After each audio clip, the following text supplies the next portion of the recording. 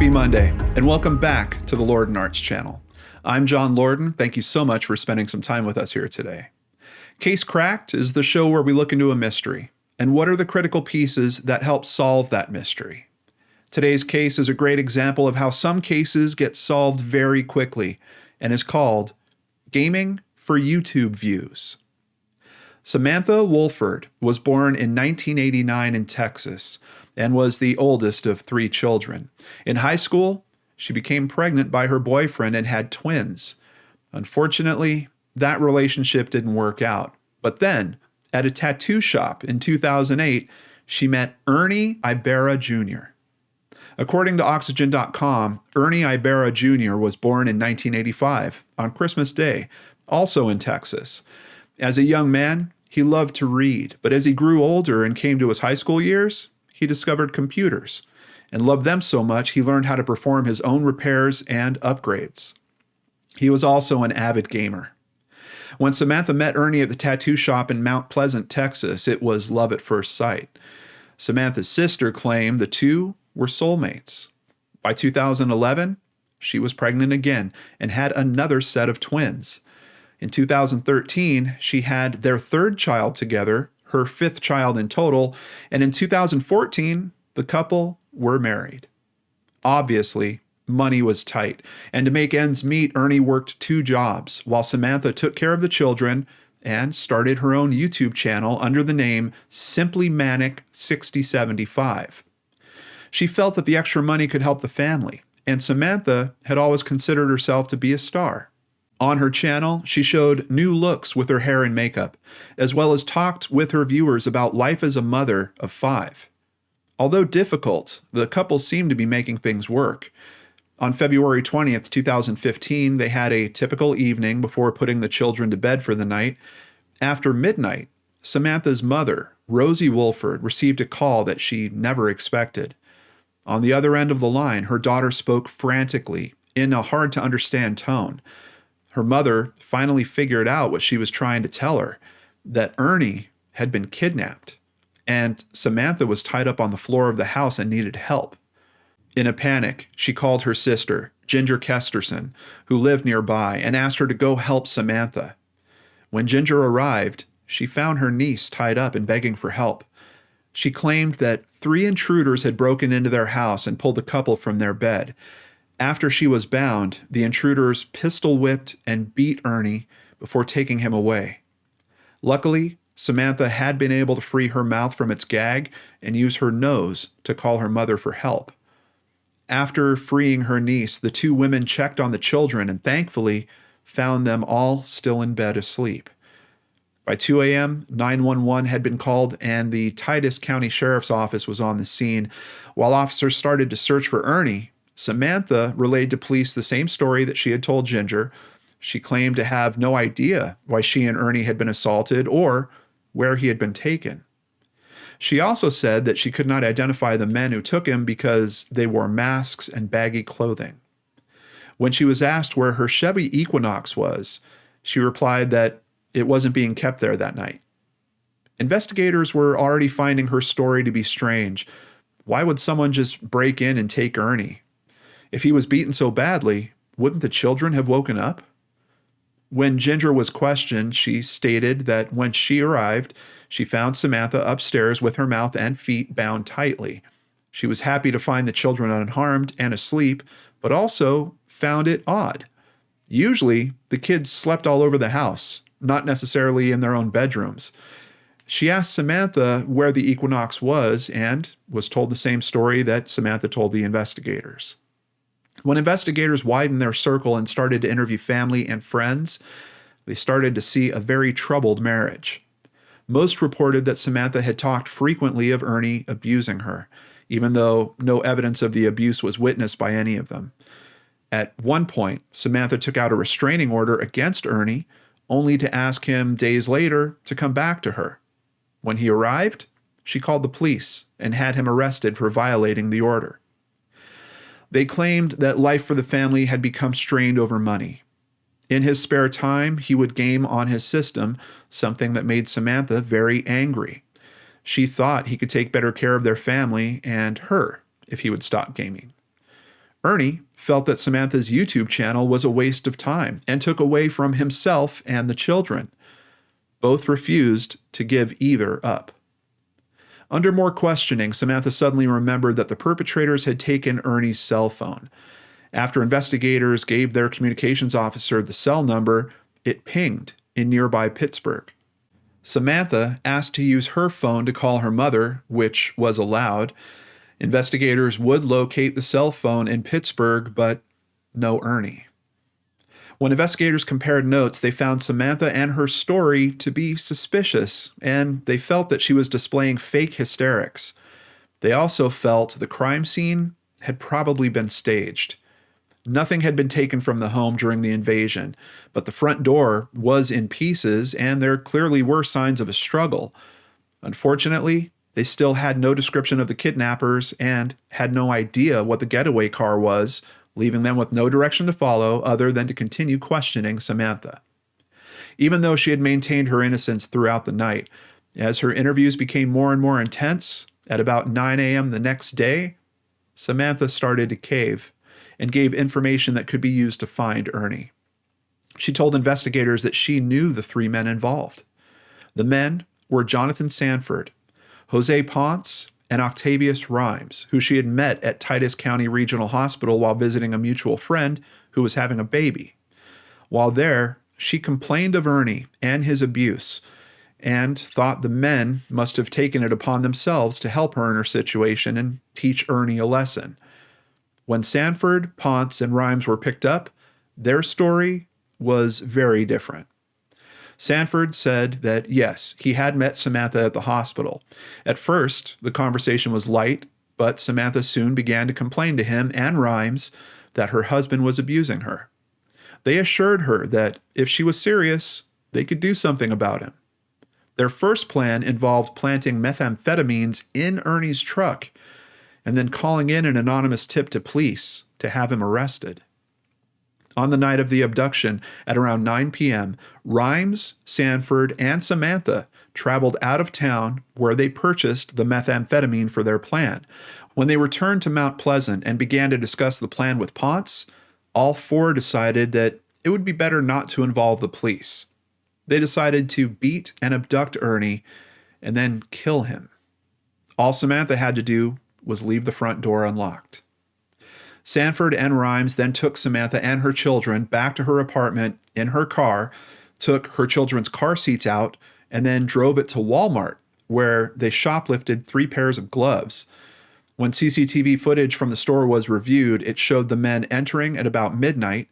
From there, they picked up Ponce along with the gun that they would use, smoked the meth they had bought to frame Ernie in their original plan, and then set out for the couple's home.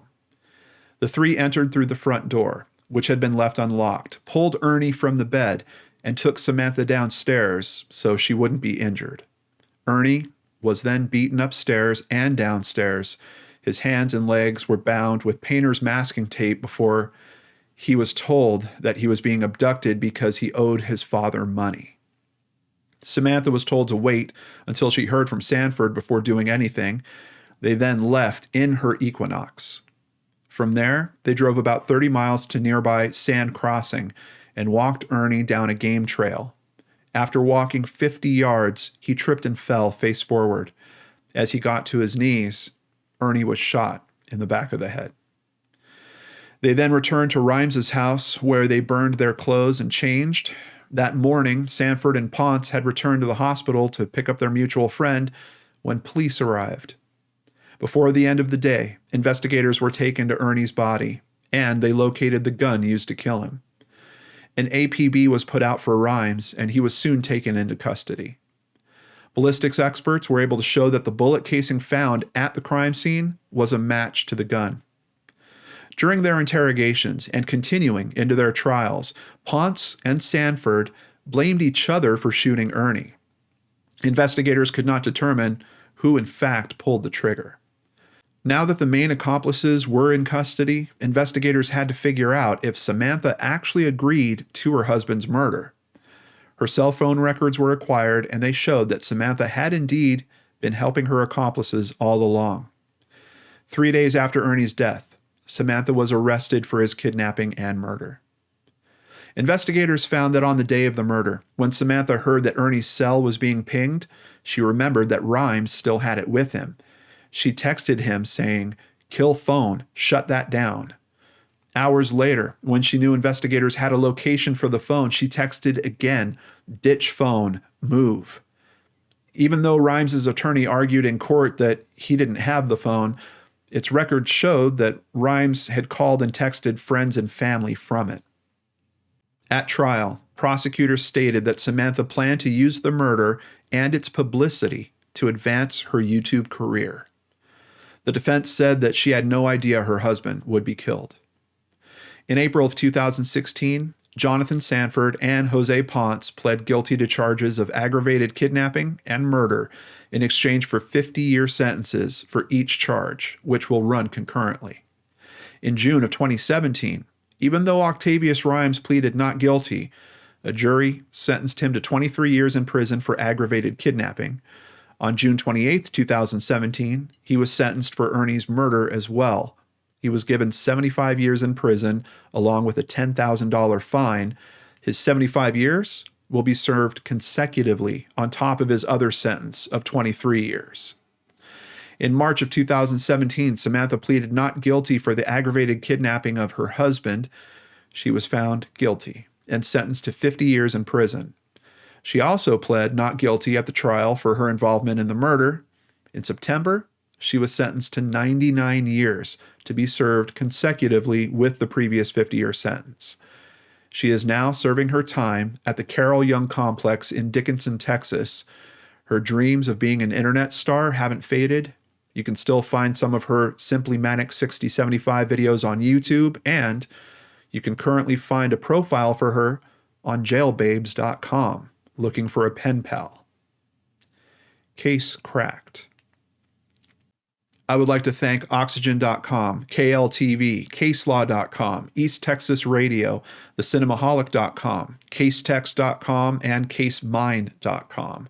And of course, the biggest thank you goes to Christy Arnhart for researching and writing up today's case.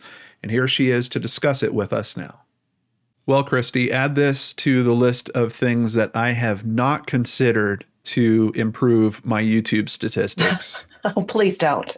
My goodness. What the heck is this about? Of course, the first question on my mind, and I know the viewers' minds out there, where are the kids? This is the tragedy of this story. I mean, it's already tragic enough someone lost their life. 5 children lost both their parents on this. I just want to say this stupid night. This whole idea from the start, like I don't understand it. But do you have any information on where the kids are or what happened around that? Well, the night of, Samantha's mother took the children to her home, and as far as I know, they're still there. There was an interview done with Oxygen recently, and it sounded like she still had the children, which surprised me. What surprises you about it? Well, you would think that because her daughter had committed the murder, that the children would go to the father's family, but I guess it just depends on who the fit, parent will be for them. Yeah, I'm wondering about that aspect as well, because that consideration did come to my mind that, the father's family, like, are they able to spend time with the children? Of course, we're talking about kids that are very, very young, and that information is probably just going to be kept, completely private at this point. But it's hard to say I wish the best for them because... Oh, yeah. But maybe not being part of a household like that will ultimately wind up being better for them. It's really, really heartbreaking. It is. And then there is the question, which is pretty logical. I mean, knowing how the scene happened, what went down, that he was likely beaten in the house before being moved somewhere else. And you're talking about 5 kids, pretty young age. Why didn't they wake up? Well, she should get Supermom of the Year award for this one. At one point, Ponce's girlfriend asked her how they would keep the children away from the violence and unknowing for what was going on. Right. Samantha told her that she could give them something to put them to sleep fast.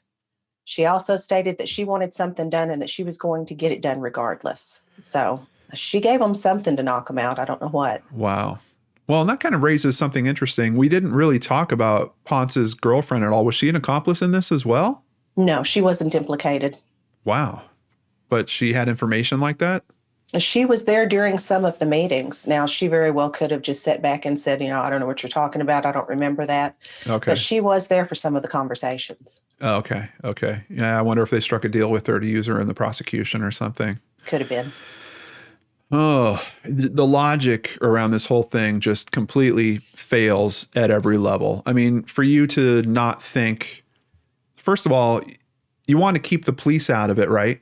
Mm-hmm. But then you stage effectively what is a kidnapping situation, worse than that, a violent altercation, guy being beaten to death, taken from your house. How is that not getting the police immediately involved in this? And then outside of that, you're taking the story that's already going to attract the police to it, and a way higher level, just a way different level than if they did their first plan. If they literally planted drugs in this guy's car and called the cops, maybe that wasn't enough for her. Maybe she thought that that wasn't going to be enough because he would, be written up on charges and then released soon after, and he would just be back home anyway.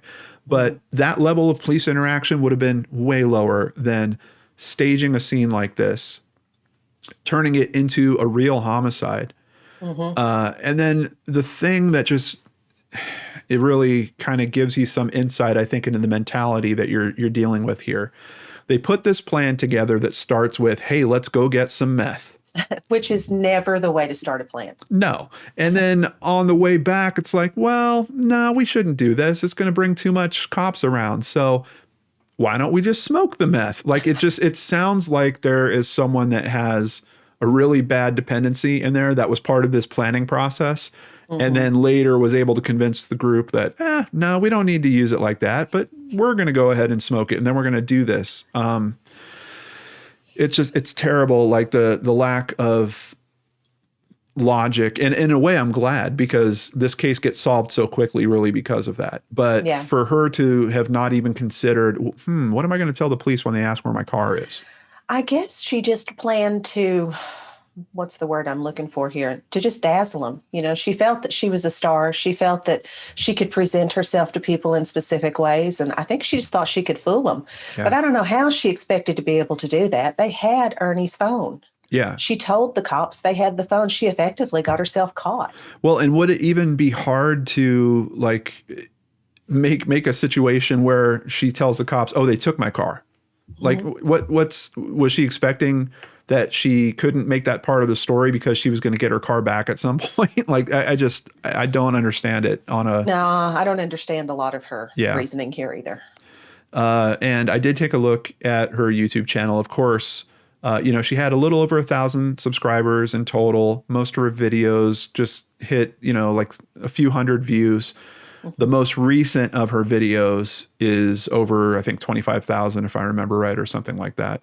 But within the most recent videos, one of them, the thumbnail, is clearly Ernie. And that's the second most viewed video on the channel at this point. I went and watched it for myself, and it's just the antics of a young couple. It's them kind of play fighting over the fact that she's not paying attention. She's got her iPad in her hand and he's trying to watch a TV show, but at least they're having some conversation. Of course, the comments on that video have been disabled, and it's got a bunch of people that it looks like are going there and downvoting it, probably wondering, like, why did you even leave this on? Like, why not just unlist the video if you're going to go as far as actually just disabling the comments? But that's true. Yeah. There's a lot that I don't understand. Watching it made me cry. Yeah. It was sad. Yeah. There's a lot I don't understand about this, but I don't think we're going to come to any better understanding. Also, over at Jail Babes, what a write-up. I did take a look at that, and she's not planning on being out of prison. I think it said her earliest release is like possibly 25 years and maybe more likely 40. Yeah. And I think it said that she can't even respond directly to messages. Like, she needs a snail mail address for her to send letters back to people. Yes, they've got her locked down. But it's written outside of that, it's written like a straight up dating profile. Yeah, it is. It's like, I'm into this and I'm into that and I really like this. I mean, it's wow. I'm shocked. I'm shocked by this whole thing. Definitely. Oh, Well, Christy, thank you so much for your help and work on this case. We really appreciate it, and I've got some other people to thank right now. Thank you, PayPal supporters Mark Witt, Hillary Green, and Brandy Fry. If you'd like to support the channel, please visit lordnarts.com. There you can sign up for Patreon, sign up for PayPal, buy merchandise, or even just buy us a coffee like Laura recently did. We know that learning about the mechanisms that help support and find justice in these cases is important to understand the many unsolved cases we also cover, and we really appreciate your support in allowing us to continue doing that. Remember, you can get another Lord and Art story every week on the Seriously Mysterious podcast. A new episode is coming tomorrow and every Tuesday after that. Visit www.seriouslymysterious.com and remember to subscribe on your favorite podcatchers. Also, don't forget to hit that bell icon down below if you'd like to catch one of our weekly Secret Studio live shows. And of course, I'll be back with a new unsolved mystery for you on Friday, right here on the Lord and Arts channel.